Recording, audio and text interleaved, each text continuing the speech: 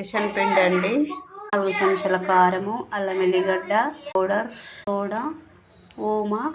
మరీ పలసగా కాకుండా మరీ చిక్కగా కాకుండా మధ్య రకంగా కలపాలి. ఇలా ఉండాలి. వేసుకొని ఈ మధ్యలో నుంచి పిన్నుతోటి హోల్ చేయాలి. సాల్ట్ పెట్టి ఇట్లా చేసుకోవాలండి తయారు. తర్వాత కొంచెం బేసన్ పిండి పెట్టా, ముంచి వేయాలి.